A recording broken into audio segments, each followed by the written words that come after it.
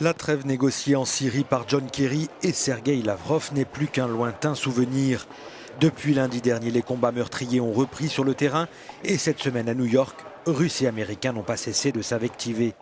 Vendredi, en conférence de presse, le ministre des Affaires étrangères russe a douché tout espoir d'un retour rapide du cessez-le-feu.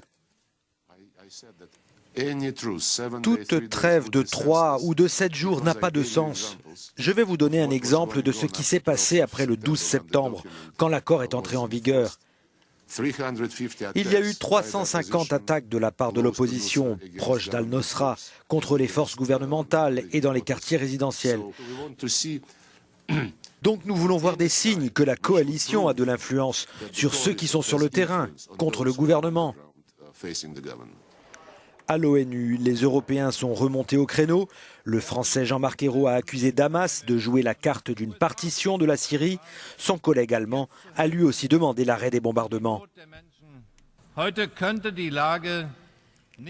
L'espoir soulevé la semaine dernière par le cessez-le-feu s'est évanoui une fois de plus après les attaques mortelles, cyniques et méprisables contre des travailleurs humanitaires. Aujourd'hui, la situation est très sérieuse. L'aviation de Bachar doit cesser ses attaques. C'est aussi de la responsabilité de Moscou.